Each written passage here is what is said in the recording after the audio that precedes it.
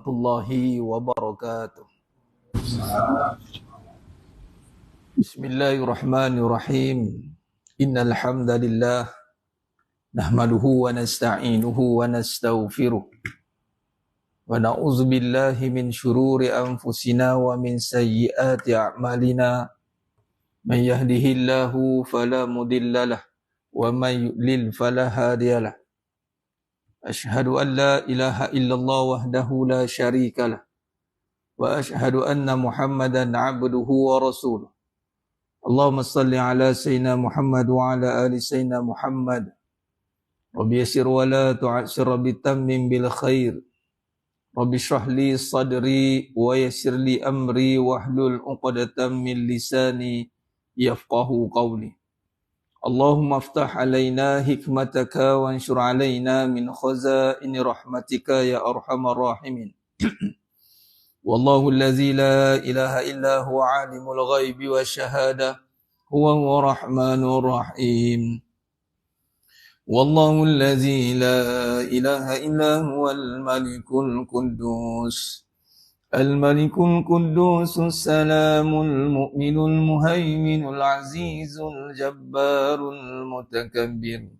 Subhanallahi amma yushrikun. Huwallahul khaliqul bari'ul musawwir lahul asma'ul husna. Yusabbihu lahu ma fis samawati wal ardh.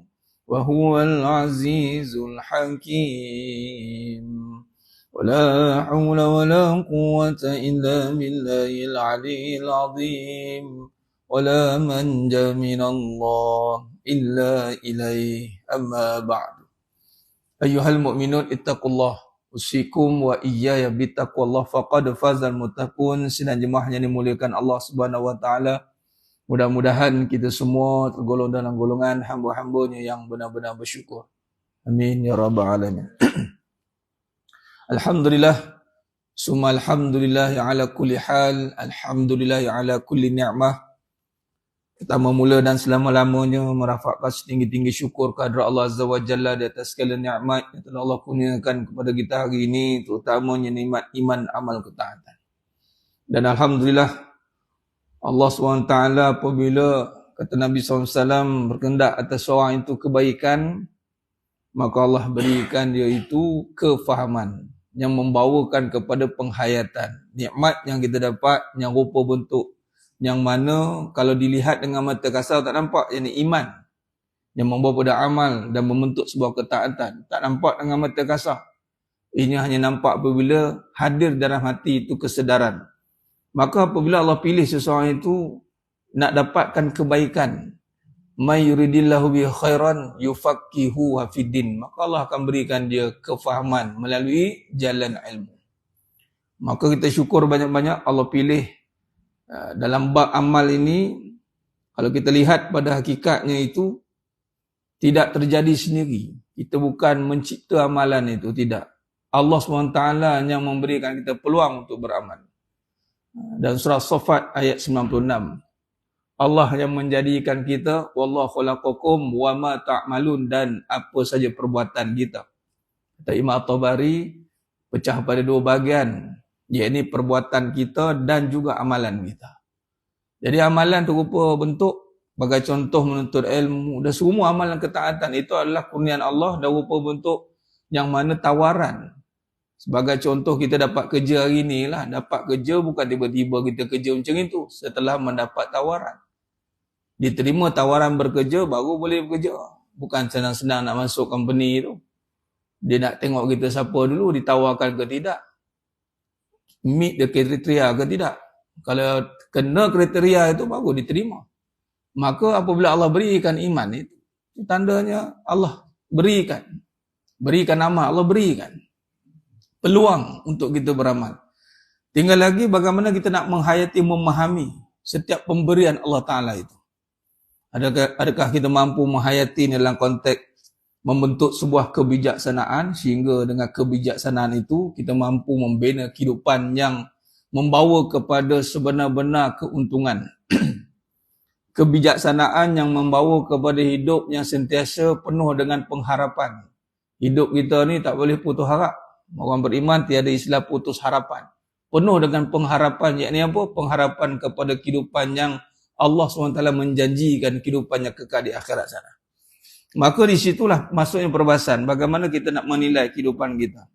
Dari sudut pandang dalam uslub ataupun kaedah perbahasan hidup ni. Di dalam kehidupan ni perlu diberikan perhatian yang mendalam. Kerana apa? Kerana kegagalan, kejayaan dalam konteks amalan itu yang sangat memberi kesan cara sudut pandang kita dalam kehidupan. Iblis gagal teruk memang sekalian. Senang bahasa gitulah. Beramal banyak, tiba-tiba diberi kehidupan. Bila start diberi kehidupan pada iblis? Pertama, Allah hidupkanlah. Bila dah hidupkan, ada kehidupan. Bila start iblis ada kehidupan? Bila berpasangan. Berpasangan iblis dengan jin dan manusia. Berpasangan bukan jin dan malaikat. Minal jinnati wan nas. Bila ada kehidupan, tengok. Amalan banyak. Tapi kerana tiada kepahaman, Allah tak berkehendak atas iblis untuk diberikan kepahaman. Ilmu tak ada. Amal ada. Ini kalau kita ngaji hakikat kehidupan, saya lalu ulang perkara ni. Sebab, ya kita mungkin faham, kita lihat dan kita dengar. Lihat ni maksud dengan konteks penyampaian lah. Iblis tu alim. Ada satu, kalau ada skrin kat TV, kat beberapa masjid, dia tulis, iblis itu alim. Lepas tu dia tambah kat bawah, ahlul hadis, ahlul riwayat. Bila masa pula dia belajar hadis ni? Macam tu kan. Ahlul hadis. Oh dahsyat. Ahlul Quran. Ya, Quran mungkin. Tapi nak nunjukkan alim tu, sebenarnya iblis tak alim. Malaikat pun sama. Alim, ilmu ni bermula dengan Nabi Adam AS. Nabi Adam AS, ilmu bermula dengan manusia. Darjat itu, diangkat darjat manusia ni kerana ilmu lah. Ilmu yang bagaimana? Ilmu yang membawa kepada mengenal Allah. Wa'allama Adama asma'akullah. Ini kita dah bincang pada fasa yang pertama, Siddiq. Ini kita masuk fasa ketiga ni, Fatonah. Jadi ilmu bermula dengan Nabi Adam AS, kemudian disuruh malaikat untuk menyampaikan balik ilmu. Sebab malaikat kata kejadian manusia ni akan buat kehancuran, kerosakan. Kemudian Allah kata kepada malaikat, jika kamu orang yang benar, jika golongan yang benar, sebutkan balik apa yang Nabi Adam baca tadi. Tak boleh. Di situlah keluarnya dalam surah Al-Baqarah ayat 32. Qalu subhanaka la ilma lana illa ma 'allamtana innaka antal alimul hakim. Termasuklah dengan si Azazil tu, iblis ada sekali. Memandangkan malaikat kumpulan majoriti, dialah bercakap. Suara ramai. Majoriti. Dia ketua, dia suruh anak buah cakap. Cakap on behalf katanya. On behalf. Malaikat berkata, termasuklah dengan jin. Kana mina jin dan malaikat. Jadi ilmu tak ada. Bila ilmu tak ada, bila masuk dalam kehidupan, bila Allah suruh hormat kepada Nabi Adam AS dengan perkara untuk ilmu sebenarnya, nak untuk hormat dan untuk ilmu lah. Iblis tak bawa sebab dia banyak amal. Dia dah beramal banyak, nak untuk ilmu apa lagi? Aku dah beramal lah. Macam itu. Maka di situlah bermula kehancuran. Bila dia rasa dia dah beramal, maka tak perlukan kepada kefahaman. Mana kata dia dah beramal, consider dia dah faham. Belum lagi. Faham ni bila, Mas Kalian? Bila diuji. Kita solat 30 tahun, 20 tahun ni, solat ni. Nak tahu kita faham solat ke tidak? Tunggu uji kat luar saat ni. Kita mampu tak besarkan Allah?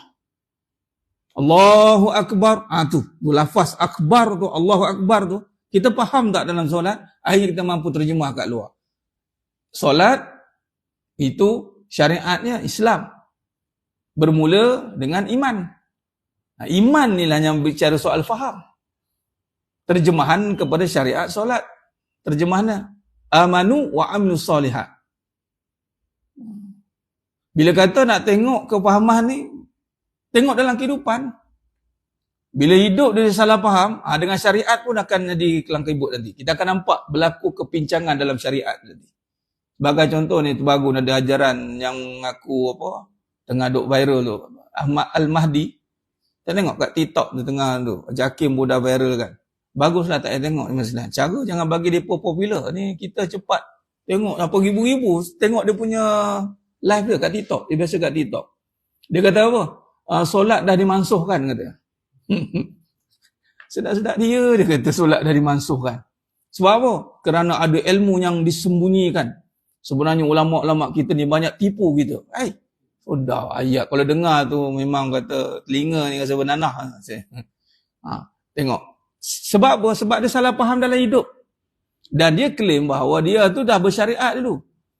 Ada orang dia akan sampai tahap dia ingat syariat ni akhirnya tidak membawa kesan pada kehidupan. Sampai tahap dia rasa dia frust tu. Ataupun dia bersyariat semata-mata sekadar mengikut adat lah. Nak apa lagi dah time-time macam ni, nak apa lagi. Takkan nak kerja dunia je. Masuk kerja dunia time bila? Ya time-time macam ni janganlah kerja dunia. Muda-muda boleh lah. Muda-muda boleh lah. Dah tu. Tu adat tu. Walhal tak kira muda ke, berusia ke, kita bukan kerja dunia. Kita kerja akhirat dengan mempergunakan dunia. Sepatutnya. Sepanjang hidup kita. Sepatutnya. Jadi kegagalan memahami kehidupan, hala tuju kehidupan, kepercayaan dia tergugat, akhirnya akan merosakkan syariat. Nah begitulah iblis. Iblis, dia gagal faham tentang kehidupan dia. Rupanya hidup dia ada pasangan. Nabi Adam AS. Dia gagal untuk faham. Kebijaksanaan tak ada. Bila orang tak diberikan kebijaksanaan, maka berlakulah kejahilan. Bila jahil, apa dia? Menentang. Sebab tu hidup bagi orang yang tidak diberikan yuktil hikmata may yasha. Barang siapa yang Allah tak berikan dia hikmah, kebijaksanaan. Kata hadis Nabi tadi, may yuridillahu bi khairan yufaqihu fiddin. Barang siapa yang Allah tak nak dia itu kebaikan. Dalam hadis tu kata, Nabi kata, mafhum hadis, barang siapa yang Allah nakkan dia itu kebaikan. Kalau kita ambil tadabbur dia, kita reverse balik, barang siapa yang Allah tak nak bagi dia kebaikan, maka dia takkan dapat kefahaman. Bila tiada kefahaman, apa berlaku dalam hidup? Konflik. Banyak clash. Aba wastakbar. Banyak menentang. Bangkang, menentang, nyalah. Claim. Dia suka claim and blame. Dia suka blame dulu, kadang claim. Aku lagi tahu. Dia kata. Menyalah, membetul tidak. Ini orang tak ada kebijaksanaan. Akhirnya, apa kesan dalam hidup dia? Akhirnya kesan dia, bila dia tak diberikan kebijaksanaan, bagaimana dia nak memahami perjalanan hidup dia? Akhirnya terpisah dua. Solat-solat, kerja-kerja. Ada masa solat, tak ada masa kerja, kodok solat. Dia kata begitulah. Dia panggil jamak. Jamak tak payah panggil. Jangan terkejut kalau kita buat bancian solat. Jangan terkejut mas sekalian. Bab solat ni paling senang untuk ditinggalkan. Dan Allah SWT sendiri menyatakan dalam surah Al-Baqarah 45, kerana solat ni amat berat. Wa innaha lakabiratun illa 'alal khashiin. Solat amat berat. Amat berat untuk dikerjakan. Akhirnya, apabila dia tidak diberikan kebijaksanaan, maka dia akan melihat hidup itu dengan kejahilan. Jahil ni apa? Dengan nampak keduniaan. Nampak benda lah. Sebab itu kalau dilihat dari surah Al-Baqarah 269, kita masuk kepada perbahasan fatonah ni. Yang mana tajuk di situ hukum tarikan sunatullah. Maksud kata kita nak faham bagaimana berlakunya sunatullah dalam hidup kita pada fasa fatonah, kebijaksanaan. Dan di sini surah Al-Baqarah 269 Allah berfirman, yuktil hikmata may yasha. Allah memberikan kebijaksanaan kepada orang yang dikehendakinya. Bukan senang nak dapat kebijaksanaan ni mas sekalian. Bijak ni bukan diukur dengan sijil bertingkat-tingkat. Bukan. Walaupun sijil itu tanda ukur pada bijak pada bidang tertentu. Tapi bijak yang dimasukkan di sini adalah apa dia? Yakni dia mampu melihat kebaikan. Dia mampu melihat kebaikan. Yakni siapa yang diberikan hikmah itu, dia telah dapat banyak kebaikan. Kebaikan yang bagaimana? Dia melihat akhirat. Sebab kebaikan pada akhirat je.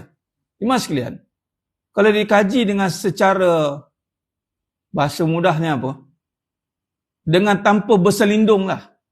Dunia ni tak boleh guna apa? Nothing. Tak ada harga. Bukan tak ada nilai. Harga pun tak ada. Bila dunia berharga? Bila start dunia berharga?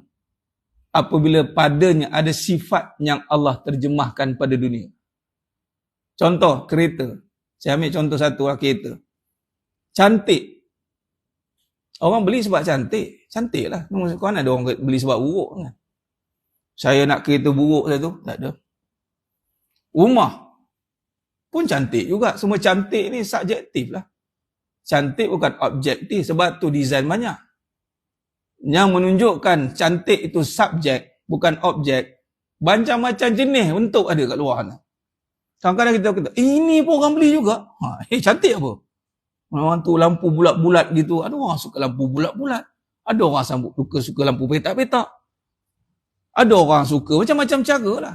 Tapi pokok pangkalnya, berharganya kerana cantik. Cuba hilang cantik. Berapa harga nak letak? Ada orang jual rumah buruk? Tak ada.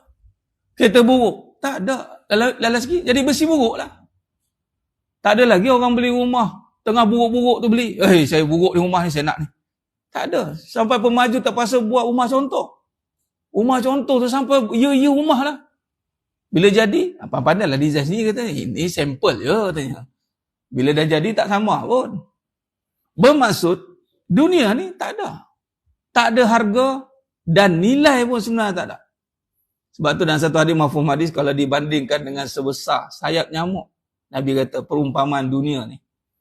Kalau lah dunia ni bernilai di sisi Allah, sebesar sayap nyamuk bernilai cukup dah. Setitik air pun Allah tak bagi kepada orang yang derhaka kepada dia.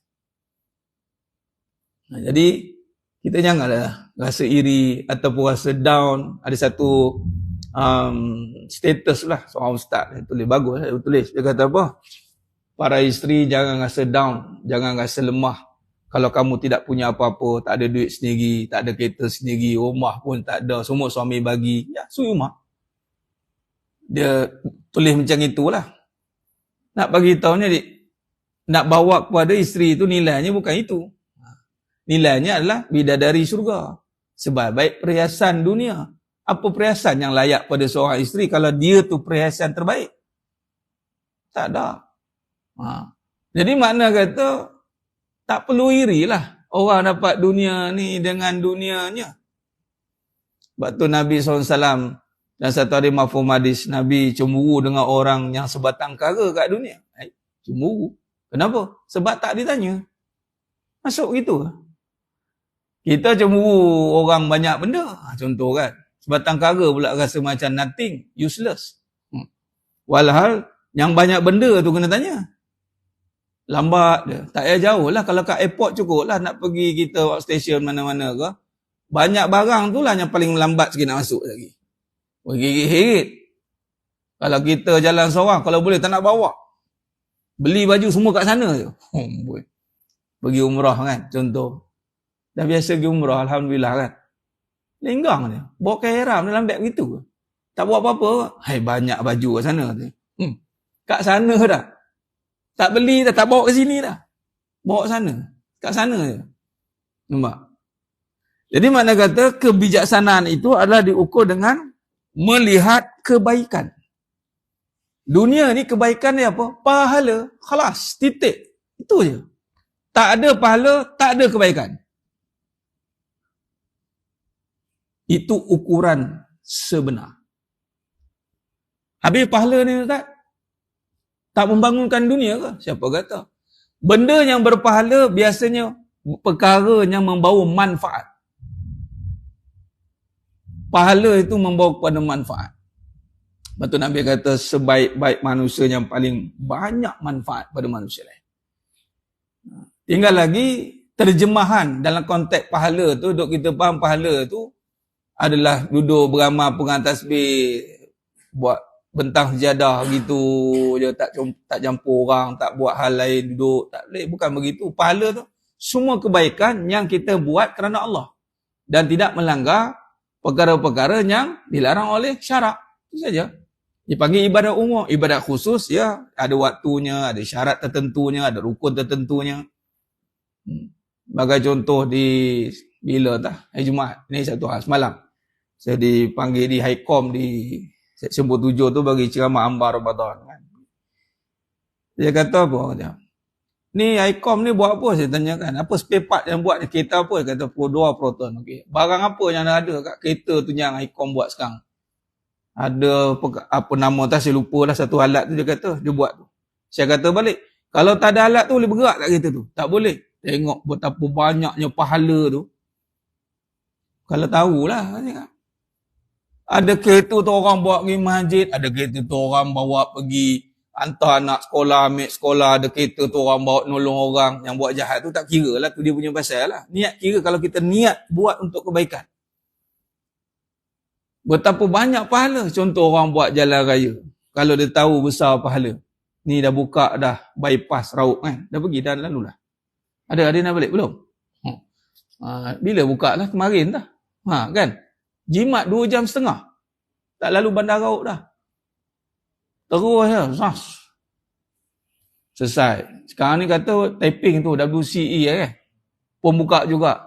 Terus tembus ke Taiping. Lagi cepat orang berjalan. Sampai ke destinasi untuk beribadat, jumpa mak, jumpa keluarga. Ya Allah, banyaknya pahala. Kalaulah mereka mengetahuinya. Ni Allah kata, orang-orang yang mahu berfikir saja. Nampak?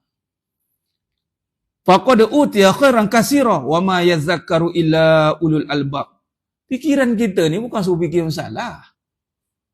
Kadang-kadang orang salah guna akal ni. Akal ni nak mikir masalah. Mikir masalah tak selesai juga. Ingatkan mikir masalah selesai. Dia fikir masalah. Allah suruh fikirkan kebaikan. Lalu selesailah masalah tu. Takkan selesai masalah kalau tiada padanya kebaikan.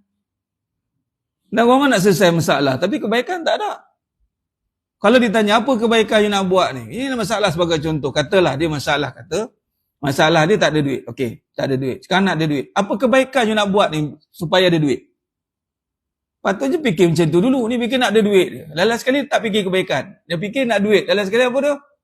Tipu orang. Nasuh orang. Ambil hak orang. Nampak? Tak jadi apa. Tak selesai pun masalah juga. Walaupun dia dapat duit. Masalah paling besar kita adalah bagaimana nak generate kebaikan. Nak generate pahala. Sebuah pahala ni, orang kadang-kadang ada yang faham, dia tak faham. Pahala? Dia mula berkerut kadang pahala. Ni beli rumah ni ada pahala tak? Dia punya lain bunyi itu. Orang datang buat, yelah bagi investment, buat yelah macam-macam lah. Skim kan, sukuk lah, apalah. Money make money lah. Nanti yang mati, yang hidup ada duit. Kali kita tanya, ni saya buat plan-plan ni, duit ni boleh buat pahala tak untuk saya? Kita tanya dekat orang yang duk buat kira-kira duit. Tolong rangkakan saya pelan tindakan pahala daripada duit saya ni. Nganga kawan tu. Tak pernah dia fikir. Kita ingat pahala ni tiada perancangan. Kalau tak ada perancangan, tak ada Allah bagi akal kat kita. Nak datang solat, semua telah tertulis di Lauhul Mahfuz. Kita tak tahu semua kekuasaan Allah. Tetapi Allah bagi akal untuk tengok jam ke berapa. Ini sekarang macam tadi saya daripada Sepang tadi. Ada urusan tadi. Alhamdulillah ada jentera tu. Saya gerak daripada Sepang pukul 7 ni. Sejam-jam jalan. Tapi mandangkan ada kuda buruk tu kan. Sampailah 7.30, 7.35. Rumah. Memandangkan Alhamdulillah jiran. Tukar kereta hujan. Tapi duk kira tu dengan ilham Allah bagi itu, kita tahu ni semua aturan Allah. Tapi Allah ilhamkan kita untuk mengatur. Okay, sharp sampai. Sampai walaupun kita bagi dulu contingency kita, mungkin lambat ni, kita mesti Cik Wazwan, saya mungkin lambat ni. Tapi Alhamdulillah, habislah kira tak sempat jemaah. Mudah-mudahan pahala jemaah dapat. Tu katanya. Jadi maknanya, fikiran kita ni dapat pahala ni, kena rancang. Tapi orang tidak merancang untuk pahala. Takut tiada pendapatan, tapi tak takut tiada pahala. Walhal yang kita takut, tak ada pahala. Yang berguna dunia akhirat, pahala. Ini perbincangan hikmah. Bijak-bijak. Al-Qayyis, kata Nabi SAW. Al-Qayyis mandana nafsa amila lima ba'dal maut. Orang yang bijak itu adalah orang yang mempersiapkan amalan dia lepas kematian dia. Maka di sinilah timbulnya perbahasan. Semua hal dunia ni adalah perkara akhirat. Semua. Sebab apa? Barang dunia akan ditanya di sana. Itu je. Jadi akhirat lah. Melainkan kalau tak ada kat kita. Itu tak ditanya. Ataupun melainkan masuk syurga tanpa hisap. Selagi ada pada kita, ditanya. Summalatus alunna yawma izin anin na'im. Orang kata duit tak boleh buat mati. Orang duk faham, boleh buat mati. Tapi macam mana? Biasanya dia salah faham macam ni. Duit tak boleh buat mati, nak cari duit buat apa? Kita pun tahu dia tak ya juga. Mereka tak cari duit. Maksud kata dia faham duit tu dunia sajalah. Walah duit buat mati. Buat mati? Allah tanya 2 kali. Bak harta Allah tanya 2 kali. Berapa duit banyak kita pakai. Start pada akhir balik sampai sekarang. Counted every single cent. Audited. Nak jawab tu terkial-kial lah.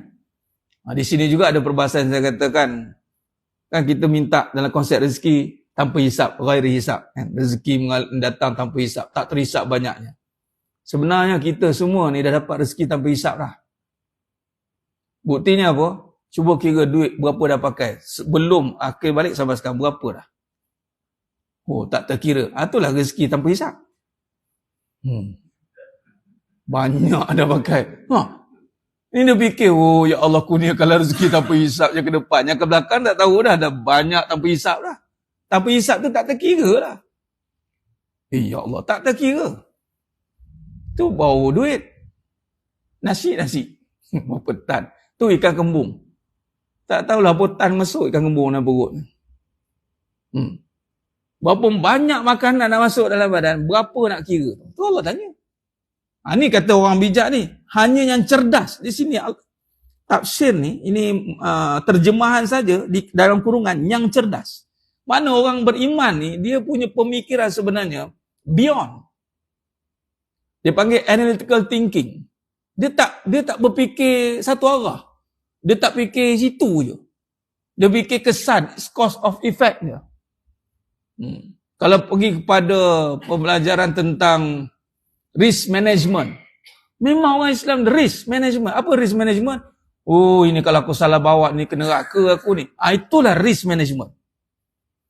Ni aku salah bawa ni, ya Allah, tak terjawab ni. Bila macam tu, akhirnya kita akan perform. Sebab tu umat Islam ni, umat yang terbaik. Kuntum khairam ummatin ukhrijat linnas. Sebab apa terbaik? Sebab kita takkan buat dunia ni main-main. Walaupun dunia ni bersifat mainan.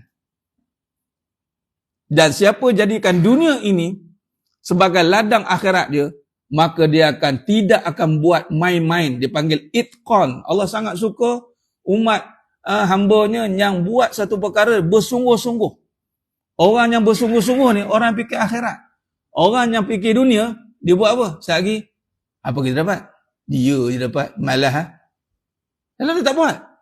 Tapi orang yang fikir akhirat, dia akan buat bersungguh-sungguh. On top of perkara itu, dia dapat juga habuan dunia juga. Dengan performanya, excellent performance dia. Nah, ni orang cerdas ni, orang cerdas. Orang cerdas ni, dia tengok dia. Dia panggil kegunaan. Kalau dalam bahasa, apa orang panggil? Design tu, dia panggil satu-satu perkara tu, apa manfaat dia. Dia mesti, satu-satu ruang kalau dalam design buat seni wena ni, dia tidak ada empty space, tak boleh. Semua occupied, semua ruang itu berguna. Tu design. Dia pakai space sheet. Space sheet tu, sebelum nak buat ruang tu, dia kena identify ruang itu untuk apa. Berapa packs yang ada. Dia bukan kira duit yang ada. Sekarang orang kadang buat duit, buat rumah ikut duit berapa ada. Banyak duit, kita buat besar-besar. Dia tak pakai pun. Dia bukan soal duit berapa ada. Dia kena fikir apa fungsinya. Function. Kalau berfungsi untuk kebaikan, itu orang yang Allah berikan dia kebijaksanaan. Kalau kita bahasa mudah, pahala je lah. Kalau kita nak leveragekan, nak kembangkan, nak syarah lagi panjang, kita ceritalah pasal kebaikan, khair. Atau hasanat. Dan kebaikan ni biasanya dia long lasting. Kalau betul-betul kita Design kalau kita buat hidup ni untuk kebaikan, dia long lasting. Bukti apa? Cuba tengok Makkah Al-Mukarramah, Madinah Al-Munawwarah. Cuba sebagai contoh air Zam-Zam. Tengok sampai sekarang. Tu kebaikan kan tu. Sampai sekarang ada tengok Allah buat. Telaga Bi'ru Ruman. Bi'ru Ruman, Sayyidina Uthman bin Affan radhiyallahu an membebaskan telaga tersebut daripada cengkaman Yahudi. Waktu itu yang conquer sumber air di Madinah, dia cas. Beli dengan harga duit kita RM700,000. Mana ada telaga harga RM700,000? Kalau kita lah, kamu ni RM700,000, beragak lah. Ini kan untuk agama, potong separuh katanya. Tak, sahabat, untuk agama lah tak ada tawar. Tawar juga, tapi tawar dia terbalik. Dia tawar 10,000 dirham, tahu berapa jadi tawar dia? Dia up 12,000. Terkejut kawan tu, Yahudi tu. Ni macam orang pun ada. Ada. Ni berapa ni bayar untuk ni? Kos sehari berapa? 2,000. Up 3,000 saya bayar. Itu betul. Sebab apa? Tak rugi. Kita kalau nampak investment, ni sahabat ni, ya Allah, seronoknya lah kalau dapat emas seperti itu. Dapat tempiah pun jadilah emas sekalian. Allah buka ijab tu, macam kita kan, orang datang bawa satu tawaran yang menguntungkan, kita takkan nak sikit-sikit invest. Mana kita nak sikit-sikit, kalau boleh all out tu. Invest all out. Ni sahabat. Kebaikan itu sampai sekarang ada. 1,400 tahunnya wealth management, asset management ada sampai sekarang. Mana-mana kebaikan, satu perkara tu ada kebaikan, dia akan kekal lama. Bahasa mudahnya, kalau kita tengok barang-barang mana kadang elok kita pakai, kan? Tengok macam baru dia Allah buat. Apatah lagi kalau diri itu membawa pada kebaikan. Tengok Allah angkat seri wajah dia, sihat tubuh badan dia, walaupun ada sakit pada diri dia, tapi tidak menghalang dia untuk buat baik. Tu kaedah je mas sekalian. Ini perbahasan tentang fatanah ni. Dan ini adalah gabungan. Di sinilah kita faham pada fasa amanah. Sebelum ni kita bincang amanah, telah dibahaskan berkenaan membina kekuatan dalaman dengan memahami akan kaedah membina hubungan dengan Allah. Sebenarnya bila kata membina kebijaksanaan ni, kita fikir tentang akhirat, fikir tentang pahala ganjaran, atau bahasa mudahnya money make pahala. Bukan money make money, money make pahala. Apa-apa saja kita akan pergi pada pahala. Maka di situ automatik bila kita memikirkan soal pahala, dosa, automatik kita sedang membina hablum minallah. Sebab man amana billah wal yaumil akhir. Bila sebut pahala, dia jadi akhirat. Jadi akhirat. Dan bila pahala pula, maka apa yang terkesan pada pahala ni, sudah pasti hubungan sesama manusia akan jadi elok. Sebab apa? Sebab nanti kita takkan nak buat pahala tiba-tiba kita menganiaya orang. Tak ada. Pahala ni pasti memberi manfaat pada manusia lain. Al-muslimu man salima muslimu min lisani wa yadi. Nabi SAW. Muslim sebenar tu, yang mana orang terselamat daripada mulut dia dan tangan dia. Kata-kata lain, mulut dia kata baik-baik, tangan buat baik-baik. Buat kebaikan, buat improvement, buat pembangunan, buat kemajuan. Yang penting untuk masyarakat, untuk umat, kita buat katanya. Untuk bagus, untuk kemaslahatan, contoh Korea, buat katanya. Tinggal lagi apa-apa masalah technical issue, selesaikan saja, fikirkan. Yang penting matlamat kebaikan terlaksana. Begitu jemaah sekalian. Dan di sinilah kita akan nampak kebijaksanaan ni, fasa fatonah ni, adalah untuk mengukuhkan segala pelaksanaan tindakan kita af'al pada peringkat amanah sebelum ni. Amanah bermaksud bila kita nampak perkara hal dunia ini, diri kita dan dunia itu adalah titipan Allah, kurniaan. Maka bila sebut amanah, maka ialah perkara yang mesti dikembalikan semula. Itu amanah maksudnya. Dia akan dikembalikan. Wa ilaina turja'un. Dan surah Al-Baqarah ayat 28 Allah berfirman, kaifa takfuruna billahi wa kuntum amwatan fa ahyakum. summa yumitukum, summa yuhyikum, summa ilaihi turja'un. Bagaimana kamu boleh kufur dengan aku sedangkan kamu sebelum ini mati, kemudian akan dihidupkan, kemudian dimatikan dan dihidupkan kembali dan akan kembali kepada aku. Dan semua perkara yang Allah titipkan itu menjadi amanah. Semua. Dia tidak ada satu perkara, dua perkara, ini bukan amanah. Tak, semua apa yang Allah berikan kepada kita. Maka di situlah datangnya kebijaksanaan. Bila amanah, kebijaksanaan yang dimasukkan adalah dia tidak akan banyak gunakan fikiran dia itu untuk perkara memikirkan benda. Dia memikirkan kebaikan. Yakni fikiran dia ditakbir dengan hati yang sudah beriman kepada setiap ganjaran Allah. Hati dia memimpin fikiran dia, maka gabungan akal dan jiwa ini akan membentuk satu, dipanggil sunatullah, tarikan itu. Dia akan membentuk tarikan. Khair. Azan dulu kan? Azan ke apa? Teruskan? Baik.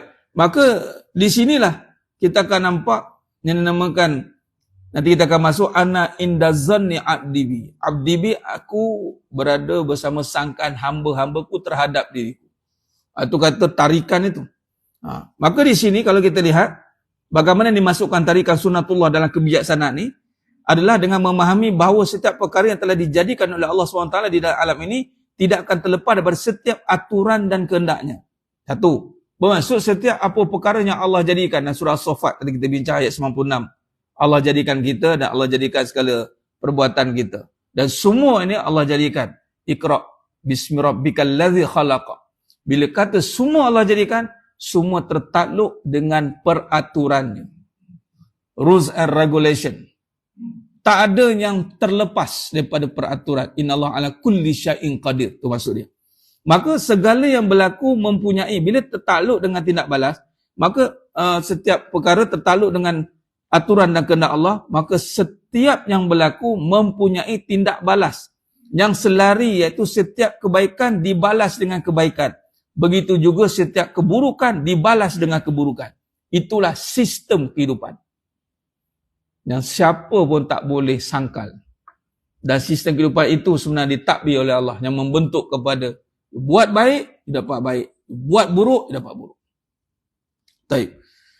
Maka secara kebiasaan sunatullah ini, yakni tidaklah Allah SWT akan melanggar ini. Yakni bila Allah telah tetapkan, dipanggil dalam Lauhul Mahfuz, Allah telah tetapkan bahawasanya Allah SWT tidak akan mengubah segala apa yang telah Allah ciptakan. Sistem itu tidak akan berubah, jemaah sekalian. Tak ada lagi orang kata buat baik, tiba-tiba balas buruk. Allah tidak begitu sistemnya. Kita faham. Habis Ustaz, bila saya buat baik, tapi kenapa orang balas buruk?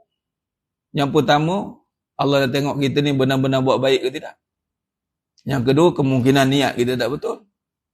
Maka diuji keburukan. Kadang-kadang contoh orang kata, saya dah buat baik, tapi akhirnya balasan buruk. Sebelum dia buat baik tu, kita dah bincang sebelum ni dalam bab surah Al-Qasas ayat 77. Ini dalam bab kebiasaan. Ada orang dia buat baik.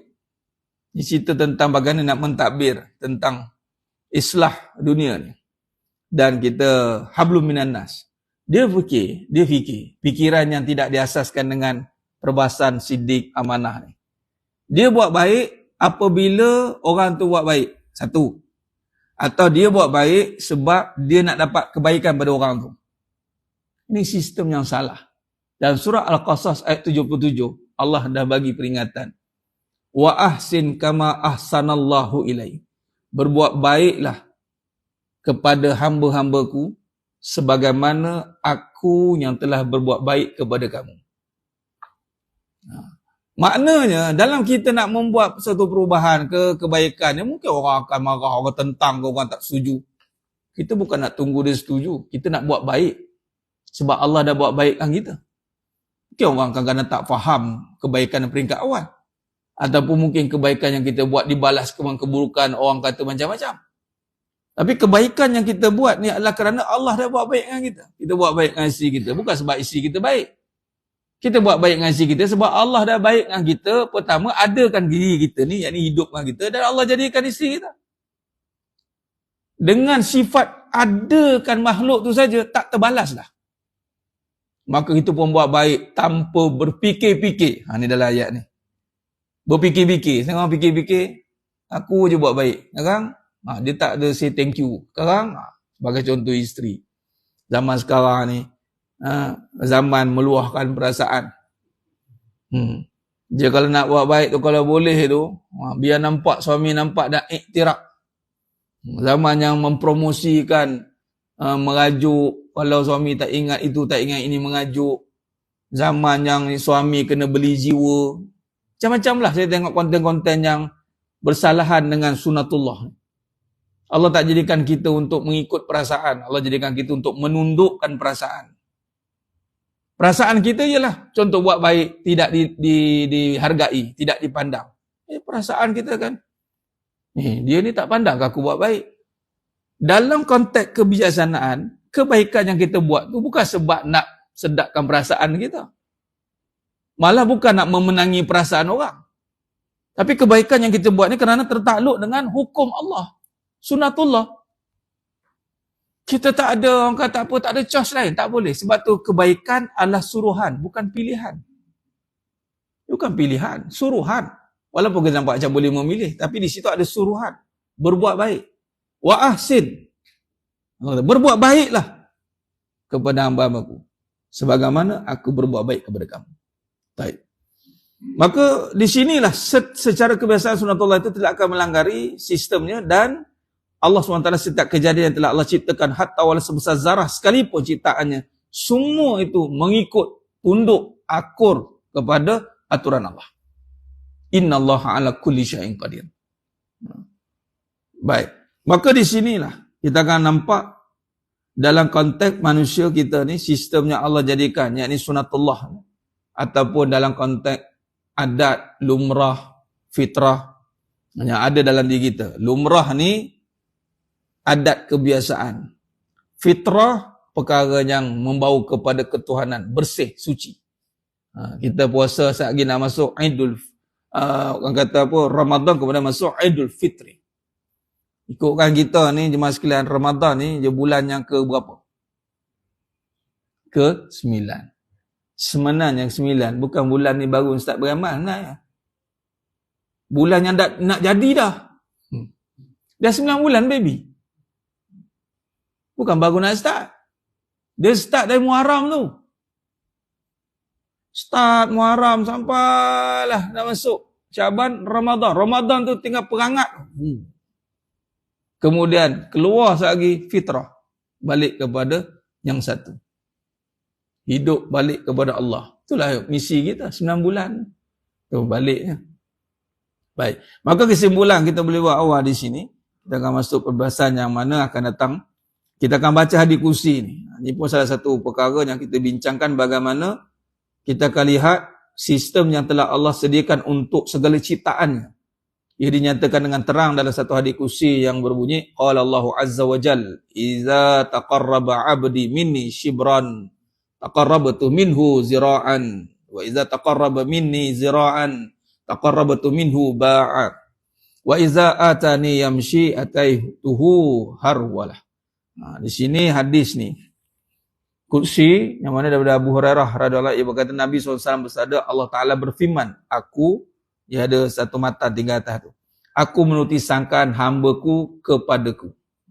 Ramai orang gunakan hadis ni, ramai tu maksudnya ada segelintir lah, yang salah faham, dia ingat Allah ikut dia. Kalau kita tak berubah, Allah tak akan ubah kita. Hati-hati. Dia ingat bila sebut aku menuruti sangkaan hambaku kepadaku, dia ingat Allah ikut dia. Padahal bukan Allah ikut dia. Tapi di sini melihat ana indazanni abdi bi. Bagaimana kita faham tentang Allah? Bagaimana kita memahami tentang sunatullah? Bagaimana kita memahami tentang hukum, hakam, aturan Allah? Maka di situlah terletaknya kedudukan kita, hubungan kita dengan Allah. Itu kedudukan kita. Dan aku bersamanya boleh ingat kepadaku. Di sini kata, bila kita ingat kepada Allah, Allah bersama hamba-hambanya yang ingat kepadanya. Ingat dengan maksud, macam tadilah, bila sebut tentang dunia, dia ingat apa janji Allah. Maka bila di situlah kebijaksanaan yang Allah bagi, dia faham bahawasanya barang dunia tidak boleh dipisahkan daripada hukum hakam Allah. Barang dunia ini tidak boleh dipisahkan daripada urus takbir kekuasaan Allah. Maka dia akan ingat segala apa cause and effect setiap perkara dunia. Bila macam tu dia hidup, maka aku bersamanya. Disebut aku bersamanya, maka di situlah datangnya kemudahan demi kemudahan. Ini kita akan nampak dipanggil pertolongan, isti'anah, ma'unah, pertolongan Allah. Kita akan nampak dalam perbahasan hidup kita, dalam mengurus takbir kehidupan nanti. InsyaAllah, dia di sini kita syarah lain, sebab dia ada perbahasan lain panjang lagi. InsyaAllah nanti kita sambung, sebab dia akan masuk pada perbahasan, disebut tentang pemikiran, kita dah faham tentang kebaikan, bala kebaikan, keburukan dengan keburukan. Kemudian kita dah tengok dunia ini untuk urus takbir akhirat, bermaksud kita sedang mengurus akhirat kita melalui dunia yang Allah amanahkan kepada kita. Lalu datanglah perbahasan husnuzon, bersangka baik. Di sinilah ni kita nak masuk perbahasan bagaimana pendetilan. Tadi sistem secara umum, maka pendetilan istimewanya manusia ini. Adanya dipanggil perbezaan daripada makhluk yang lain, yang diberikan kelebihan untuk membesarkan Allah Ta'ala. Wa rabbaka fakabbir. Ini kita akan sambung pada perbincangan akan datang. Baik, wallahu alam. Saya kira cukup setakat tu dulu perbahasan kita pada malam yang penuh barakah ni. Mudah-mudahan Allah rahmati kita semua, Allah berikan kefahaman kepada kita insya-Allah, dan Allah jadikan setiap perbuatan kita, amalan kita ini perbuatan yang membawa redha Allah SWT, dan mudah-mudahan Ramadan yang akan datang ni adalah Ramadan terbaik yang pernah kita lalui. Amin ya rabbal alamin. Aqulu qali hadza wa astaghfirullahalazim li wa lakum wa bila taufiq wal hidayah. Wassalamualaikum warahmatullahi wabarakatuh. Tangguh dengan tasbih kafarah dan surat Al-Asr. Subhanakallahumma wa bihamdika asyhadu an la ilaha illa anta astaghfiruka. Bismillahirrahmanirrahim. Wal 'asri innal insana fi khusr illa alladziina aamanu wa tawassaw bil haqq wa tawassaw bis sabr wallahu a'lam bisawab. Takbir. Allahu akbar.